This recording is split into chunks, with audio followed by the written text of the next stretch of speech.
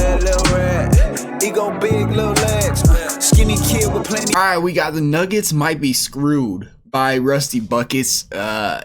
Usually I disagree with Rusty a lot, so this is probably gonna be one of those videos. I feel like he just gonna be trying to find something to find. You know, he probably don't actually believe the Nuggets are screwed, because I don't. But without further introduction, let's get into it. After winning a championship in 2023, lost their most key bench piece in Bruce Brown to the Indiana Pacers. Going into the postseason the following year, they would lose in a series they were favored in versus Minnesota, and after that series, they would lose their fifth best starter, KCP, in free agency to the Orlando Magic. So now, when there were really only 6 major contributors to their original title team, they have lost 2 of those 6 players. And while they might be the 2 players that I would choose for them to lose out of that group, that was a huge L. And it looks like, given how many other teams in the Western Conference have gotten considerably better, and the fact that a couple of teams looked considerably better in the previous postseason, Denver might be falling behind after when a lot of people in 2023 were saying that this might be the NBA's next dynasty.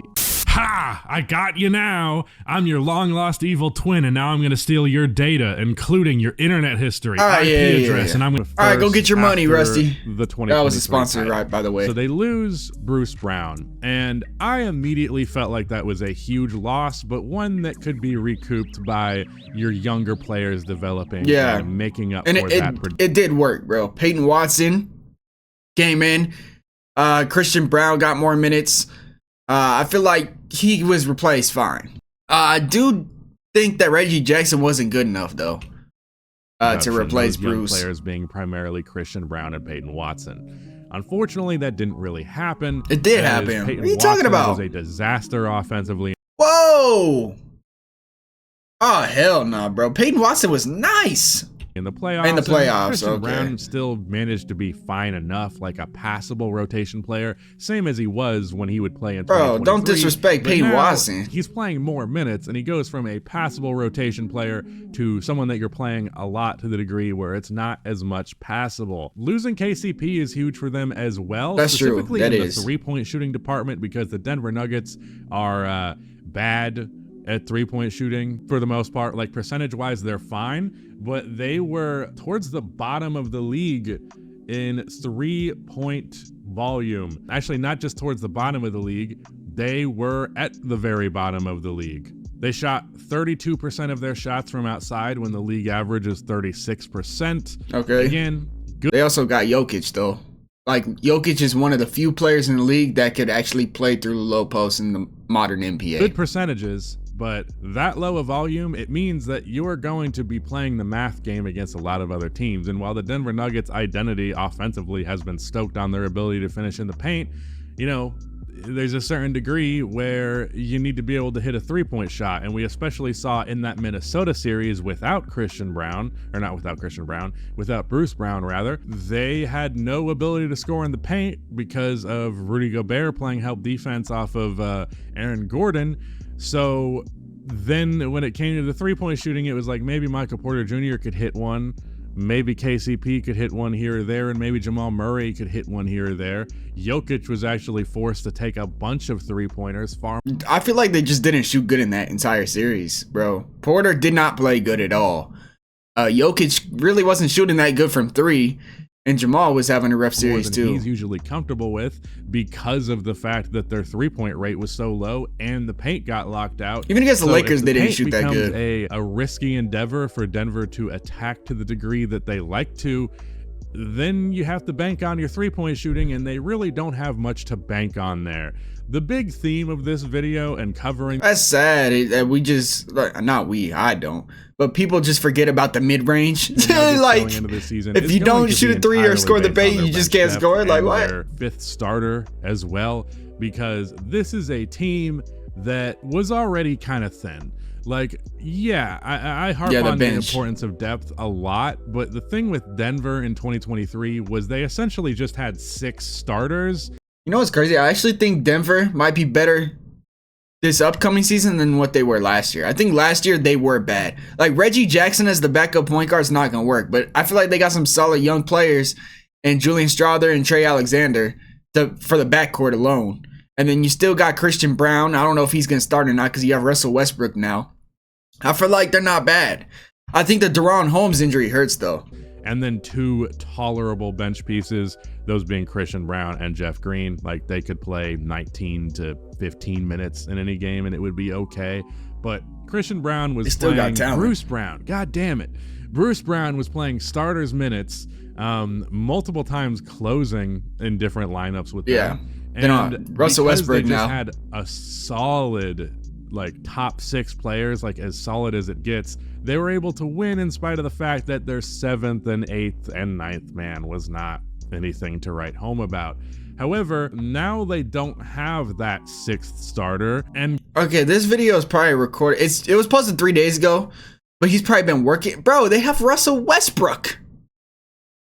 What? Are we being serious? They have Russell Westbrook. All right, so even if I'm just gonna assume that he was editing this before that happened. But I checked the comments. He didn't say nothing about it. But even then, whatever he's talking about is filled. Going into the postseason versus Minnesota, he still got Julian Strouder too. Exposed offensively the biggest weakness with this team, which is Aaron Gordon's inability to shoot the 3 ball. Now, this was a factor. Is that the biggest weakness of the Denver Nuggets? Is Aaron Gordon's inability to shoot the 3? That affected them previously, but it had never been exploited to the degree that it was in that series, with Rudy Gobert essentially being matched up against Aaron Gordon, but never actually defending him, bringing help defense on Nikola Jokic anytime he would get the ball in the post, because Cat was big enough to defend him one-on-one on the initial matchup. Your 3-point shooting gets worse. Your depth gets worse. Do you think that's going to help with this particular issue? Because I don't think that it's going to. Let's talk about the players that they added to their roster, because if I was going to give them any level of credit, it would be that at least there is some variety here, and there is room for like one player or another to stand out over the process of the season and potentially develop into something a little bit better than you knew him to be. Peyton Watson, super raw. Probably at his best season last year, but that was still a season where he was a non-factor. Bro, he only played 23 games his rookie season. So I feel like last year was basically his first, like, real season. He played 80 games. I feel like he was just raw his rookie year. I don't think Peyton Watson's raw no more. Like, I'm actually high on Peyton Watson. From outside, just below 30% from beyond the arc on the year. He's not really a shooter, though. 31% on catch and shoot threes, which is not good. He's not a shooter, bro. Catch and shoot threes. He's not a shooter, Dude bro. Shot 17%. He can't space the floor. Really at all. He's a fun target in transition. He can cut back door here or there, and he's a really talented defender, really good at blocking shots for someone who's just 6'8". That's Peyton Watson. Still ultimately just not much of a factor on the offensive end of the floor. Then you get over to Christian Brown, who's probably going to be either the starter for this team or the first guy off of the bench. I'm pretty sure he's going to be the starter, though, and that's not good, because while he shot 38% from 3 last year, which is impressive, it was on a very low volume. It's also another guy who gets a lot of wide open looks. Finishing is also... It just sounds like you're trying to find something, bro. No problem for him. I actually thought he was a little bit better at it than he actually is. 55.4% at the rim last year. He's a great finisher. Just about any position, it's still bad. He's a great finisher, as a guard. He played 20 minutes last year. He's probably going to get over 25. He's probably going to be the starter unless they manage to trade for a better starter, which God help them, that's probably the only solution they have. So those are your main 2 guys you already had off of the bench. Then you're adding, in terms of actual veteran presence, Dario Saric and Russell Westbrook. Now, this is after the Westbrook thing. Like, bro, what is he talking about? They don't have anybody on the bench. They have Russell Westbrook, bro. Dario, I don't have any issue with. He's probably going to be fine, and he's probably someone who can survive 15 minutes per game in a postseason rotation. He shot 37% from 3 last year, 1.2. If he says he doesn't have an issue with Dario Saric, but has an issue with Russell Westbrook, what has our society come to in the sports world? Come on, bro. 7 points per possession on backdoor cuts, which is pretty damn good. I'm also interested in his ability to, I don't know if it would be him or Aaron Gordon, who's technically Dario could stretch the floor, bro. When they go to the non-Jokic lineups, Dario I will be imagine 5. we'll see a couple of Dario and Aaron Gordon lineups. Maybe, yeah. And, you know, that's probably Dario and Peyton Watson lineups. Probably more likely. better than Aaron Gordon and then like fucking Peyton Watson at power forward. So that's nice. What? The three Why, bro?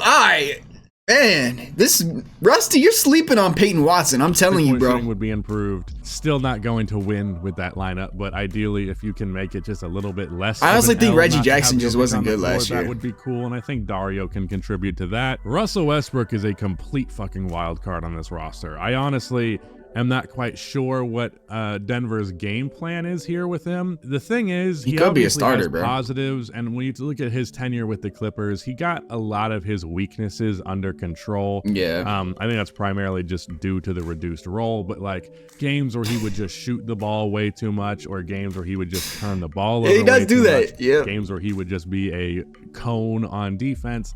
Those became less and less prevalent with the Clippers. They would still happen here or there. Much more controlled version of Russell Westbrook, which is nice to see. But at the end of the day, Russell Westbrook still can't fucking shoot the ball. And being able to shoot the ball is something that you would really like to see with just about any addition you're adding to this roster. But when you look at Dario being just an okay three-point shooter, Russ being a terrible one, Peyton Watson being a terrible one, Oh, I feel like Dario's not just Dario's a pretty damn good shooter, bro. You're sleeping on Dario too. That man is a great shooter. If you guys remember watching the Warriors beginning of the season, I don't know if you did, Dario was sparking that thing, bro. Christian Brown. He just once Chris Paul got hurt, he couldn't play no more because that is he didn't fit with the concerning, team, to say the least. Given that they are one of the worst three-point shooting teams in the league, and then they added a bunch of non-shooting players, or had already a bunch of non-shooting players. That's all right, not so shooting's gonna be an issue. Trey Alexander's a shooter, though. I'll tell you that. You're not talking about Trey Alexander. I don't know if he's gonna play. You guys think Trey Alexander's gonna play, Nuggets fans? Now, I will say there was one thing that I didn't harp on a lot, but did mention in my criticisms with Denver when I was talking about them in that Minnesota series, and that was that I thought they should get a third playmaker, somebody who, you know, isn't going to be a huge rotational piece, but especially in the regular season, you want someone who could take some pressure off of Jokic and Jamal Murray to create. Like when Jokic is on the floor, Jokic will be your primary initiator, and that's no issue. Yeah. But when Jokic is off of the floor and it's Jamal Murray, or heaven forbid, Jamal Murray isn't even on the floor, the playmaking gets really rough, and I think Jamal is a solid playmaker, but just not a great one. And he looks at his best as a playmaker when he's on the floor with Nikola Jokic, both because Jokic being on the floor means the defense is paying less attention to Jamal Murray, therefore there's less pressure for him to create, but also Jokic makes for a very good assist target. A lot of Jamal Murray's playmaking comes when he's in the pick and roll with Jokic. So basically, he's saying Jamal Murray's not good without Jokic. That's what it sounds like. But when he's just left to being an isolation player on the perimeter, I would kind of rather him keep doing off-ball stuff, at least for a portion of his game. So basically, what Rusty's saying is when Jokic is going to the bench, Jamal's going to be slid to the 2, and Russ is going to be the 1. So that way, Jamal could be more of an off guard. And maybe that's what Mike Malone was talking about, because I know a lot of people are saying, he's not going to start. You're misinterpreting what Mike Malone said. That makes sense. So that does make sense. Going full heliocentric James Harden on him. But Russell Westbrook is a good playmaker. That's something that he does bring to the table. That is something that he is capable of. Russ with Aaron Gordon's going to be good, bro. How exactly is he going to help in any lineup that features Jokic? Because I do think ultimately Russ will be more of a positive than a negative in the non-Jokic lineups, but he'll probably be more of a negative than a positive in the Jokic lineup. That is interesting. That's cool for, you know, having some contingency and letting them get some more rest in the regular season. When it comes to the postseason, you know, Jokic is going to play 40 minutes a game, especially against the top tier teams, especially a close game. He's worried about the fit with Russ and Jokic. Is Russell Westbrook going to be an 8-minute per game rotation player? No, Rusty. Come on. What are we doing, bro? What are we doing now? Is there going to be some overlap 8 minutes? There? You know, the 8-minute per game thing is plausible, but it's unlikely you get a lot of rhythm in that situation. 8 minutes I just don't think that he's going to play well next to Nikola Jokic. Just to reiterate, the importance of these losses, let's talk about KCP's actual value to this team, because I think what gets lost on people is that... I'm sorry, bro. I'm gonna have to do it.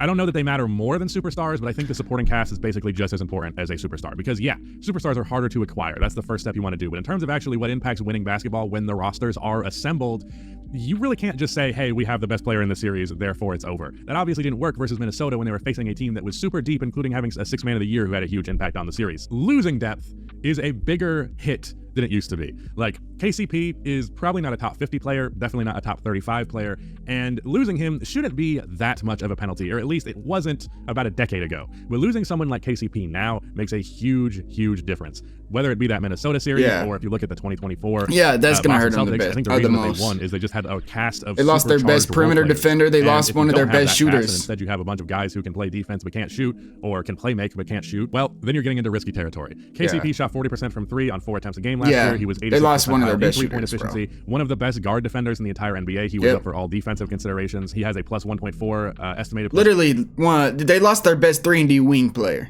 And that's like the bread and butter of the damn Nuggets. So minus defensively, which puts him in the 88th percentile. He holds pick and roll ball handlers to just 0.88 possessions per possession, which is super elite. And the defensive rating on-off difference for him is about 2.8 points per possession. So they're 2.8 points worse defensively without KCP. Now that might sound like a fairly insignificant margin. It's a hard margin to make up for if the rest of your guys are not it. Offensively, the impact is massive in terms of the on-off numbers. I will point out that KCP is playing a majority of his minutes with the better starters, and when he's off of the floor, that's usually when the Christian Browns of the world are on the floor, but they score almost 14 more points. You guys think Christian Brown could replace Caldwell Pope? Like, Christian Brown is just, what do you say? 38%? He said on small volume. Oh, he's gonna get more.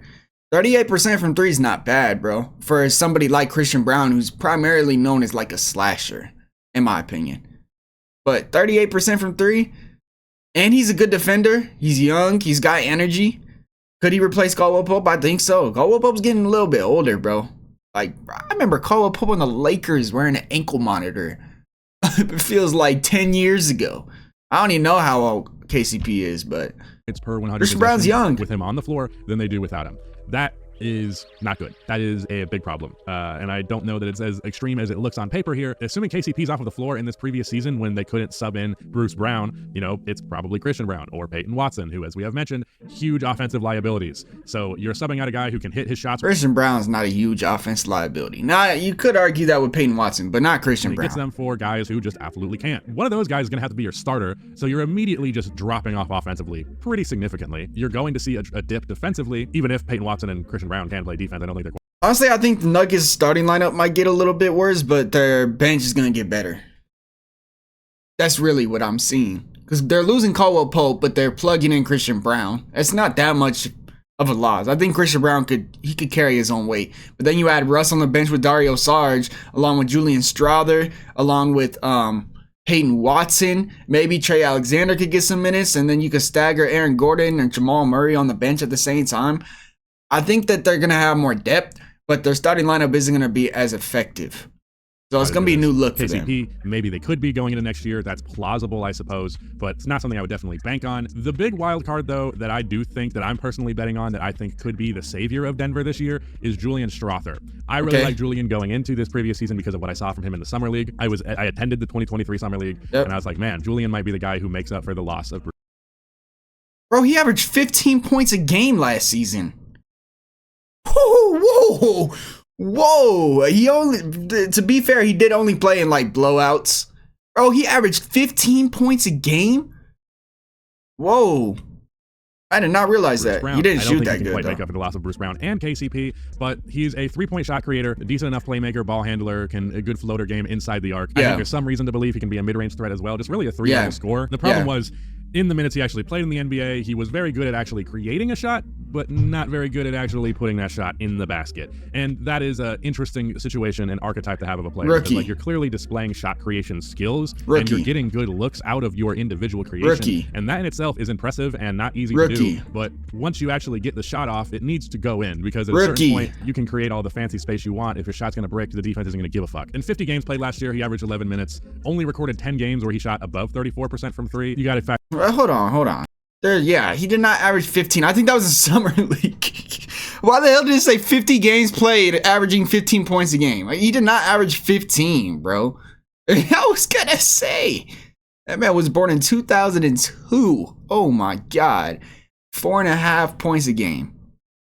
37% from three. He's gonna be, oh no, that's not from three. Yeah, he was missing a lot. Yeah. But he is a rookie. He's young. You know, factor in super inconsistent minutes, super inconsistent opportunity, and also if he does end up, he barely got any opportunity. He's going to be playing his minutes, you know, with the bigger rotation guys rather than being in a backcourt. Yeah, you're gonna get better look in garbage time. That's a very significant. I gotta lie, Justin Holiday got some really good minutes for the Nuggets because he's one of their shooters. I think he'll get a lot more open opportunities, a lot more easy opportunities, a lot of off the dribble 3-point shooting for him. And luckily, there is some promise there in terms of his off-screen ability. He shot 44% from three, which is very, very good. I think he could probably be able to replace. How you find that stat? The ability that KCP has as a 3-point shooter. So he said off screens, he shoots 44% from three. Oh man, Jokic does the best screens in the league. Julian is someone to look out for with Denver. I don't know a whole lot about his defense. I haven't gotten the impression he's some sort of on either end of the extreme, like some really good defender or some really bad one. Maybe a Nuggets fan. He's just I watched him average. a good bit this year, but there's not a lot of film of Julian Strawther to get around to. I do want to point out probably what he's more of an offense a huge player. Slam dunk for them in terms of adding a rotational piece, a postseason rotational piece to this roster was they drafted Day'Ron Holmes. Unfortunately, in the summer league, he tore his Achilles right out of the gate. That is a huge blow for the Denver Nuggets. It is. I really thought that he would be very impactful and would be able to, you know, help them improve on the margins. What we're looking at when we look at the bench unit and that last starting spot for Denver now, Dario Saric. There's just a list of unknowns. Peyton Watson. Julian Strawther is an unknown. Christian Brown is mostly unknown. Russell Westbrook, like Christian Brown's not unknown. Come on now. You know who Russell Westbrook is, but what level of impact and how he will impact is entirely up to chance. Dario Saric has had good seasons and bad seasons. It's unknown if he can be a key rotational piece, though. And Peyton Watson, complete unknown if he can be good offensively. In fact, I wouldn't even say unknown. It's kind of known that his offense fucking sucks. Oh my God, Rusty, bro. Oh my goodness, bro. He's got to be trolling, bro. I am concerned. Depth matters a whole lot. The last couple of teams that have won a championship either have been super like deep in terms of actual names and bodies, or they, in the case of like, Nuggets bench is better this year, bro. Very good rotational players who were able to take all but like 30 minutes per game of the available minutes. So at that point you were fine, but they don't have some mega amazing six man anymore. KCP was honestly the perfect fifth option to have, and they don't have that anymore. So you're banking on some young players to develop, some old players to either, you know, not fall off or be consistent. And in the case of Russell Westbrook, that's a hard thing to bank on. Just across the board, it's kind of scary. Now, I'm not saying that, you know, one or two of these guys can't break out and actually be regular rotation postseason worthy. I don't have the utmost confidence. Julian Strawther is someone I would watch out for, especially if I was a Nuggets fan, just because he is the most unknown and therefore the most capable of surprising us. I don't have a lot of hopes for what their current core is. So then the question becomes, do you make some sort of trade? And in terms of their draft capital, I think they have most of their future first round picks. No, they don't. What were these trades? Because they have their 2026 pick, so they don't have their first round pick next year, and they don't have it in 2027, and they don't have it in 2029. That couldn't have been from the Aaron Gordon trade, was it? What trade did they make? Okay, the 2025 pick has like a bunch of contingencies on it. Yeah, it's with Orlando. So this is still from the Aaron Gordon trade. That's crazy. I thought those picks had already come and gone by now, but I guess not. So they don't have much to move in terms of draft capital. In fact, given the spacing of these years of the league because of the Stepien rule, they can't trade any of these next 3 first round picks. They'll be buyout market. Maybe if with the protections on those Magic picks, they end up being able to keep them, but I doubt it. They don't really have much opportunity to make a trade. There have been some people suggesting like moving Michael Porter Jr. instead of having Michael, who's like definitely.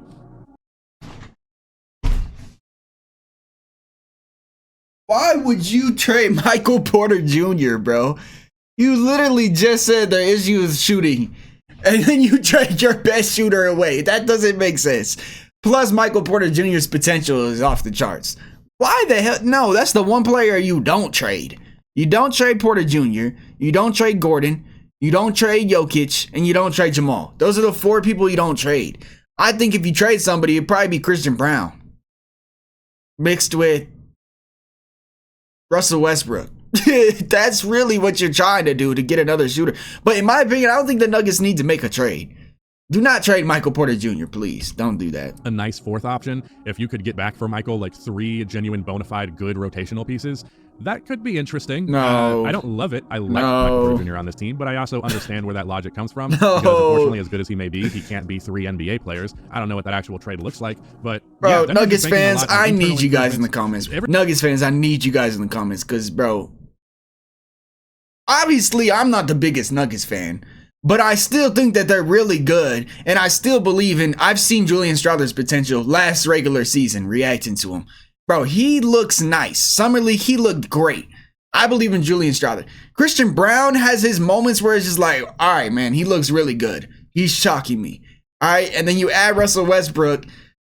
Dario Saric, I'm really high on Dario Saric. I just don't think he fit with the Warriors when Chris Paul was not playing. Because when Chris Paul was playing, Dario Saric looked really good. Like, he was shocking Warriors fans the way he was shooting and stretching the floor. My one worry with the Nuggets is probably just the fit with Russell Westbrook. Like, what is he gonna do? But other than that, I think he's like overreacting a little bit. I still think they're gonna be good. Caldwell Pope hurts, but I don't know. Nuggets fans, I need your help, bro. And if the bench unit's just not good, I don't think they're going to be good enough to beat OKC after they bolster their roster. No. I don't think they'd be good enough to beat Minnesota. I don't think they're going to win a championship, though. I still think they're going to be solid, but I don't think anybody's going to beat the Thunder if they still stay healthy. Minnesota, they've gotten better. They've gotten better. Mavericks got better. The Suns got better. The West is stacked, but I still think Denver could avoid the play-in and come top 5, come top 6. I don't think the fall off is going to be crazy with Denver, but I think he is trying to say that they probably not going to be that dynasty and win multiple championships like we thought. But I don't think any team in the modern NBA is going to be able to do that, including the Boston Celtics. I don't believe the Celtics can win back-to-back years. I don't think any team can no more. Just because the NBA has so much talent spread around the league, which is good. But I just don't think it's like the past where the Lakers could win back-to-back or the Heat could win back-to-back. Like, it's not like that no more. Minnesota, as they proved last year, don't think that they would be good enough to beat even Dallas. I say even Dallas like they might not be my favorite to come out of the West. I don't know. I really thought after 2023, I was like, look, this core is so good, they're just going to have to keep coming back. But it seems like the NBA is trying to get in the way of repeat champions. Like, we're seeing time after time with these repeat championship teams that they're not really being able to maintain the actual players on the roster going forward. Like, they lose somebody key, if not immediately, they're soon. What's happened to the 2020 Lakers, bro? That's really when it started, I feel like. Like, really, let's think back. When did that trend start? I really think it was the 2020 Lakers. We lost Caruso. We lost JaVale. We lost Rondo. Like, we lost so many key pieces.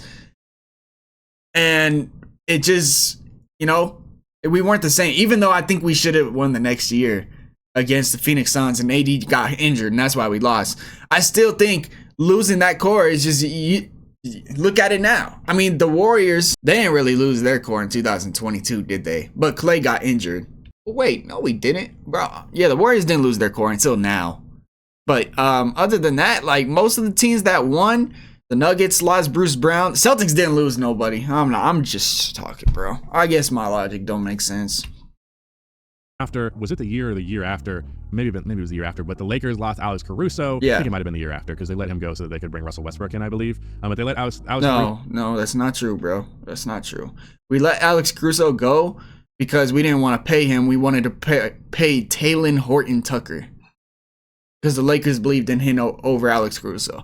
We didn't get Russell Westbrook to 2 seasons after Caruso left. That's when we traded Caldwell Pope and Kyle Kuzma and a first-round pick for Russell Westbrook. That was one of the worst trades in the last decade in the NBA. Left 2021. I don't know if anyone that key left. Did PJ Tucker leave? I can't remember. Chris Middleton was injured the following year, so that was really more the reason. But Bruce Brown gone. Boston managed to keep everybody. Yep. However, Boston's ownership, after winning a championship, was like, hey, does anyone want to buy this team and take on the massive financial burden that we just committed to because we won a championship? Bro, I'm still trying to figure how does Boston survive, bro? Porzingis, Tatum, Jalen, they just extended, who was it, Drew Holiday? Bro, what the hell? Where are they getting this money from? I thought the CBA is supposed to make it so you can't do this, but they got Tatum and Jalen alone on max contracts that are like $300 million. And then they got Porzingis to sign, and then I just don't know where they're getting their money. And I think it's going to be kind of like a Warriors thing. Like, the reason the Warriors are not that good no more and they're on a downfall is just because they had to pay their players too much.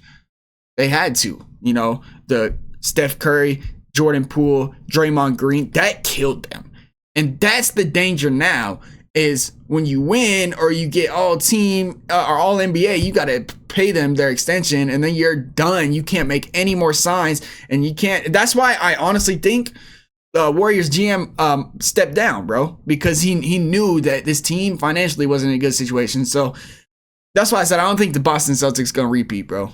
I just don't believe in it. I understand how it works, but I don't understand the apron either. People who talk about NBA teams have mentioned the second apron as though it is the boogeyman. Yeah. So Lakers avoided the second apron. What Denver can do here? If there's an, the Suns done a great job. By all means, let me know. But otherwise, everybody besides for the 4 players starters who were a part of that championship roster, it's pretty up in the air. That's it. Hopefully, honestly, my first recording. I also think that the NBA during the time the Nuggets won the championship. There wasn't as much talent in the West as there is now. I'm not saying that because they still had Durant and Booker, but Chris Paul was injured. The Miami Heat made the finals. The Lakers somehow magically made the Western Conference Finals with that roster that had no continuity. I'm not saying the Nuggets had an easy route because the Nuggets were by far the most dominant team, and that team was unstoppable. But now, look at the damn league, bro. Like, it just looks way more difficult now. But yeah, I don't believe the Denver Nuggets will win a championship next season. That for sure. I'm 100% sure about that. But I still believe that they're going to be top 5 in the West. Over the Kings and maybe over the Suns as well. I don't know. The Suns moving up though because of the picks they made. But yeah, what do you guys think about the Denver Nuggets? Nuggets fans, I need you guys in the comments because a lot of the stuff Rusty was saying in this video, I just don't agree with, bro. Or maybe I'm just tripping and maybe Peyton Watson's not as good as I think he is. Maybe Russell Westbrook's not going to do anything. Maybe Dario Saric is actually trash and I'm just hyping him up. Maybe Christian Brown isn't as good as I think he is. But I just don't think this team fell off that much because they lost Caldwell Pope. I think Julian Strawther. I think even Trey Alexander's got some chance to get some minutes because we seen last year anybody that can shoot the ball was playing, including Justin Holiday. So if Justin Holiday could play, Trey Alexander could play. So let me know what you guys are thinking and feeling down below in the comments. Do you agree with Rusty? Disagree? You agree with me or disagree? Leave your voice down below in the comments. Hit the like button. Also out the channel. Hit the subscribe button. Go check out the Patreon if you guys missed any Olympic reactions. Appreciate the support, man. This is ZTAY. Peace, y'all.